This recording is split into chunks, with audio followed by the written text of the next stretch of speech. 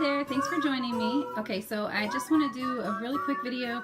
We like to do hacks and try to find easier and cheaper ways of doing the things that we really love to do. And Christian really loves painting, but canvases, you know, they kind of get expensive if you want to do a bunch at a time. And usually whenever you're in creative mode, you don't want to do just one. So he's taken some garden fabric, some 100% polypropylene, and stapled it to an old picture frame we had out in the garage. And I've already put some paint on the side, or I'd flip it over, but you can see the imprint of it. And he put, did you do two? Just one coat of acrylic gesso, white acrylic gesso. One coat of, and this is black garden fabric, okay? So what he's gonna do now is he's gonna add his colors to his cup. He's going to flip it over onto the canvas and make magic.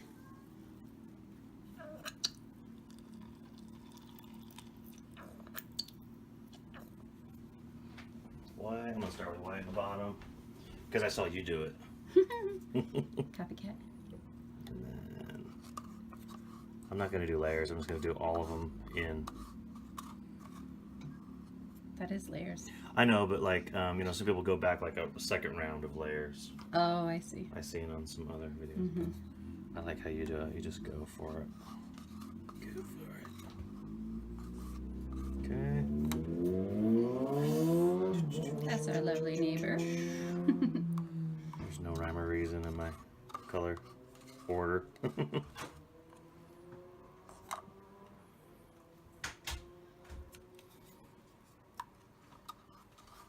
This one's gonna have a lot of greens in it.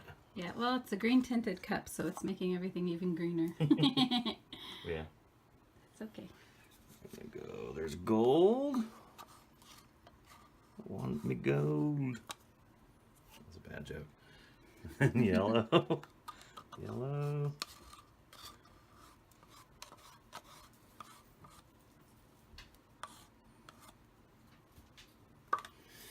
All right. And then, yeah, we're going to do the thing where you flip it over onto the cup first. I'll try and do this as cool as you do it. Oh, good job. I never do it that cool. Mine almost is open on the side. You like to let it sit a few minutes, right? Yeah, you let it sit for at least a minute and let it just kind of fall down the sides of the cup and stuff. And you can even tap it a little bit if you want. Good luck tap. A good luck tap. I hope this is enough to cover this canvas. I'm just kind of eyeballing it. I think it's gonna be. Okay. You could probably lift it now. It looks like it's a little heavy for the canvas. Oh, probably is. Okay, and now tap that on the sides, like on your corners. There you go. It might be. It's very funky. For now. Okay, you want to do the torch? Oh, that's right, huh? Blow out your big air bubbles.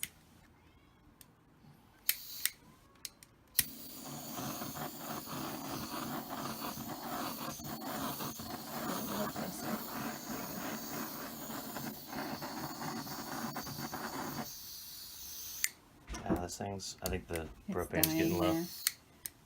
I gotta refill it. Definitely. Okay, that's really good. Okay.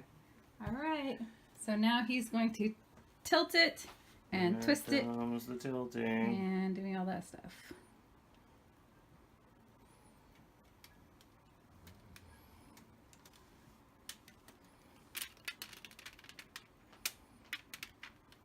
It's very green. That's okay. Kind of muted. That's okay. Once the bubbles start popping, it'll bring up what's underneath. Just gotta get that last little corner. Oh, it was lumpy right there. Look at that. Don't put your finger in it. Oh, what is that? I don't know. It was a lumpy flow trawl. Gross. It's a flow trawl booger. I know, I'll have to just fix that. It'll level out. There you go. Okay, now set it down. You're losing all your pretty cells over the side. Woo!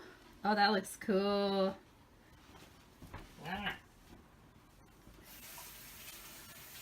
Okay, so this is a flow art painting of an acrylic pour painting on garden fabric wrapped around an old wooden picture frame. I think it's going to work good. I do too. That's promising. I could have stretched it a little tighter, but I didn't, you know. It's our I did first it one by ever. hand. I didn't use the actual frame stretching bar tools you can use when you make your own canvases. So I'm a pretty strong guy, so you know, I like to think that I could stretch it by hand just fine. But you know, it probably wouldn't hurt if you want to get the canvas a little tighter. You can do that. You can use the little stretchers you can use.